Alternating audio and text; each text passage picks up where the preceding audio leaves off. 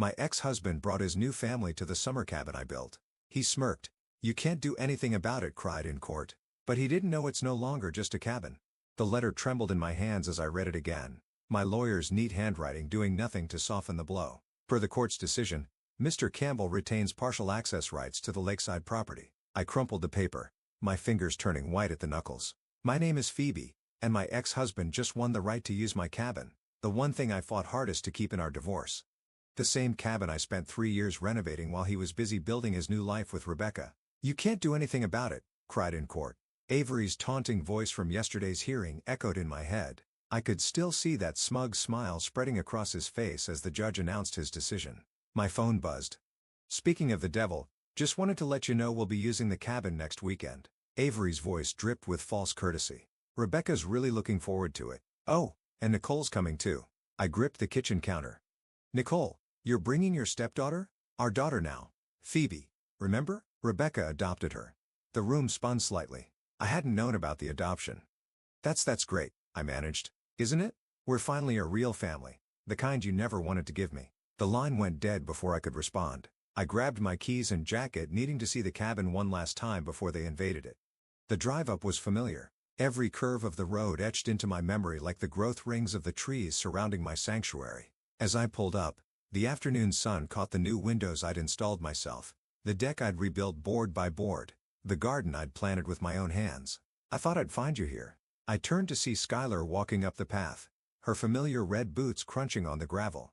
My best friend knew me too well. "How bad was it?" she asked, joining me on the front steps. "He gets it every other weekend, plus holidays." My voice cracked. "And he's bringing them next weekend, his perfect new family." Skylar's eyes narrowed. "That entitled bastard, after everything you put into this place?" 3 years of work, every spare dollar I had. I stood up, pacing the deck. "You know what the worst part is? He doesn't even want the cabin. He just wants to prove he can take it from me. So what are you going to do about it?" I stopped pacing. "What can I do? He won the court battle." Skylar's smile turned mischievous. "The cabin, yes, but what about the land around it?" "What do you mean?" "Well, I've been doing some research. The property lines extend way beyond the cabin itself, and there's nothing in the court order about how you use the surrounding land, is there?" I felt a spark of something dangerous ignite in my chest. No, there isn't. "And you know what this area needs? A community center, specifically a women's resource center." Skylar's eyes gleamed. "Imagine Avery's face when he brings his perfect new family up here only to find himself surrounded by the kind of independent, empowered women he tried so hard to control." I walked to the edge of the deck, surveying the clearing beyond the cabin. The space was perfect, visible from every window, impossible to ignore. "It would take money," I said slowly. "Resources. I know some people, including a journalist named Valentina, who'd love to cover a story like this." My phone buzzed again. Another text from Avery. "BTW, having professional photos taken at the cabin next month for Rebecca's social media. Hope you don't mind." I showed Skylar the message and she laughed. "Oh, this is too perfect. You know what they say about karma? That she's a patient bitch." "Exactly." Skylar linked her arm through mine. "So what do you say? Ready to give karma a little push?" I looked at the cabin, my cabin, and felt the weight of every dismissive comment, every manipulative move, every cruel jab Avery had ever thrown my way. Then I thought about Nicole, his stepdaughter, being drawn into his web of control. "You know what?" I smiled for the first time that day. "I think it's time this place lived up to its potential, not as a weekend getaway for Avery's perfect family photos, but as something that actually matters." Skylar squeezed my arm. "That's my girl. Let's make some calls." As we walked back to our cars, planning our first moves, I couldn't help but glance back at the cabin. Avery thought he'd won. Thought he'd finally broken me, but he'd forgotten one crucial thing. I'd rebuilt this place from nothing once before. I could do it again. Only this time, I'd build something he couldn't touch. "Look at this." Skylar spread the property maps across my kitchen table, her coffee going cold beside her. "The court order specifically mentions the cabin and immediate surrounding area, roughly 50 feet in each direction. But you own 5 acres, Phoebe." I traced the boundary lines with my finger, "and everything outside that 50-foot radius is completely yours to do with as you please." Skylar pulled out her laptop. "I've been researching similar projects. There's a women's center in Portland that started in someone's backyard. Now they help hundreds of women start their own businesses." My phone lit up with a text from Avery. "Need to store some jet skis at the cabin. Making memories with the family." I turned the phone face down. "So what's our first step?" Actually, Skylar typed something into her laptop. I already took it. Remember Valentina, the journalist who covered that corporate scandal last year? The one who made that CEO cry on camera? That's her. She's meeting us for lunch in 20 minutes. I nearly choked on my coffee. Today? Skylar, I'm not ready. You're never more ready than when you're angry. She closed her laptop. And trust me, Valentina's going to love this story.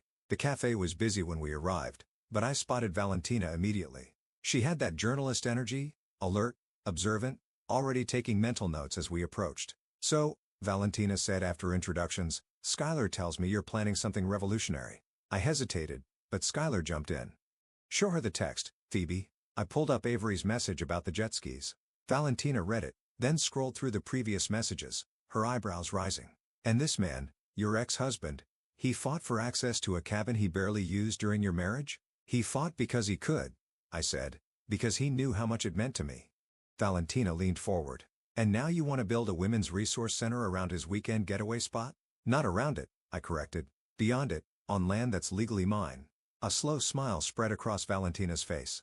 Tell me more. For the next hour, we outlined the vision, workshops, business mentoring, skill-sharing sessions, a place where women could find support, resources, and community. But here's what makes it newsworthy, Valentina said, scribbling in her notebook. It's not just about revenge. It's about transformation. Taking something meant to hurt you and using it to help others. I have some contacts in construction, Skylar added. Women-owned businesses ready to help. We could break ground within weeks. Valentina's eyes lit up. And I know several successful businesswomen looking for meaningful projects to support. This could be huge, Phoebe. Just then, my phone buzzed again. This time, it was a photo from Nicole, Avery's stepdaughter. She'd sent a picture of herself at some corporate event with Avery and Rebecca looking uncomfortable in a too formal dress. Dad's making me intern at his firm. Her message read, I hate it here. I showed the others the message. Perfect timing, Valentina said. We could include youth mentorship programs, give girls like Nicole alternatives to their parents' prescribed paths. Avery would lose it, I said, feeling a mix of satisfaction and genuine excitement. That's just a bonus, Skylar grinned. The real win is what this could mean for the community. Valentina closed her notebook. I want to break this story, not just about the center, but the whole journey from divorce court to community triumph. It's the kind of inspiration people need right now. When? I asked. Let's time it right. When's your ex planning those social media photos? Next month. Perfect. Valentina's smile turned calculating. We'll have the foundation laid by then. Nothing he can legally object to, but enough to ruin his perfect family photos. And when he reacts, we'll be ready, Skylar finished. Back home that evening, I stood in my backyard imagining the transformation to come. My phone buzzed with a group chat Skylar had created. Project Phoenix. Valentina had already shared contractor contacts. Skylar had drafted a preliminary budget. This was really happening. Another text from Nicole popped up. Dad's bragging about his plans for the cabin. Says he's going to make it actually worth something now. I thought about Nicole's forced smile in that corporate photo, about all the other women and girls trapped in lives others chose for them. Then I thought about Avery's face when he realized his victory lap had become someone else's starting line. Don't worry. I texted back to Nicole. Things around here are about to get very interesting. I added a Phoenix emoji, smiled, and got to work on the permit application Skylar had sent over. Sometimes the best revenge isn't about destroying something. It's about creating something better from the ashes. The local courthouse hadn't changed since my divorce proceedings. Same worn wooden benches, same stuffy air, same feeling of butterflies in my stomach. But this time, I wasn't here as a defendant. I was here to meet Judge Rolando for coffee. Phoebe, his familiar voice boomed across the lobby. What brings you to my neck of the woods? I held up the community center proposal Skylar and I had prepared. Actually, I was hoping to get your thoughts on something as a pillar of the community, of course. Rolando's eyes crinkled at the corners. Flattery will get you everywhere. Let's grab coffee in my chambers. As we walked, I spotted Avery's new wife, Rebecca, leaving one of the courtrooms looking flustered. She didn't notice me, but I caught fragments of her conversation on her phone. The property lines are so confusing, Avery. Are you sure? I smiled to myself as I followed Rolando into his office. So, he said, settling behind his desk with his coffee. What's this proposal about? We're planning a women's resource center, I explained, laying out the plans, job training, financial literacy workshops, mentorship programs. The community seems excited. Location? My property up by the lake. Rolando's eyebrows shot up. The cabin property? The land around it, I clarified. Well, outside the court-mandated shared space. He studied the plans carefully, then looked up with a knowing smile. Interesting choice of location. It's perfect, actually. Peaceful setting, lots of space, easy access from town, and nothing in the previous court order preventing it, he added, tapping his finger on his desk. You know, community resource centers often qualify for special zoning benefits, reduced taxes, priority permits, that sort of thing. I tried to keep my voice casual. Really? Absolutely. In fact, he pulled out a folder. I just signed off on something similar last week. Here's the paperwork if you're interested in the precedent. My phone buzzed. Skylar had sent a photo of our first delivery of construction materials being unloaded at the site. Speaking of precedent, Rolando continued, there's an interesting clause about shared properties being subject to surrounding land use. Meaning, if the surrounding land becomes a designated community space, the shared property has to accommodate community access. He winked. You didn't hear that from me. Just then, his secretary poked her head in. Judge, your next appointment is here. It's Mrs. Campbell about the property line dispute. Send her in 5 minutes, Rolando called back. Then to me, better use the back door unless you want an awkward reunion. I gathered my papers quickly. Thanks for everything, Judge. Don't thank me, he said. Just make sure whatever you're building helps people. That's the best legal defense there is. I slipped out just as Rebecca entered through the main door, clutching a stack of papers and looking worried. Back at the construction site, Skylar was directing a team of workers while Valentina interviewed local women who'd stopped by to see what was happening. How'd it go? Skylar asked as I approached. Better than expected. We might have more legal leverage than we thought. Perfect timing. Valentina joined us, recorder in hand. Because word's spreading fast, I've got 3 local business owners wanting to sponsor workshops, and the women's shelter in town wants to partner with us. And look who else showed up. Skylar nodded toward a car pulling into the lot. Nicole stepped out, looking around nervously before spotting us. I told Dad I was at study group, she said, approaching. Is it true? Are you really building a place to help women start their own businesses? Among other things, I said. Want to see the plans? Her eyes lit up as we showed her the blueprints. This is amazing. Dad's been pushing me to follow his footsteps in corporate law, but I really want to start my own graphic design company. We'll have workshops for that, Skylar said. Marketing, business planning, everything you need. Nicole's phone chimed. Her face fell. It's Rebecca. They're looking for me. Better go, I said. But Nicole, you're welcome here anytime. After she left, Valentina checked her notes. This is Gold, the stepdaughter of the man who tried to take your property, finding empowerment in the very place he meant to use against you? Speaking of which, Skylar pointed to an incoming email on my phone. Looks like Avery's lawyer just requested clarification about the property boundaries. I thought about Rebecca's confused face at the courthouse, about Nicole's dreams of independence, about all the women already rallying around this project. Let them ask questions, I said, watching the construction crew break ground. Every answer they get is just going to make our foundation stronger. Rising from the ashes, local woman transforms divorce battle into community triumph. Valentina's headline blazed across the front page of the local paper. I stood at the construction site watching women stream in for our unofficial opening day. The article clutched in dozens of hands. This is insane, Skylar whispered, surveying the crowd. We expected maybe 50 people. There must be 200 here. The center had come together faster than we'd imagined. 2 buildings flanked the main courtyard. One for workshops and classes, another for office spaces and mentoring sessions. The cabin sat in the distance, looking small and insignificant compared to the vibrant community space we'd created. PB. Valentina rushed over, phone in hand. The article's gone viral. 3 major news networks want interviews, and Rising Phoenix is trending locally. A commotion at the entrance caught my attention.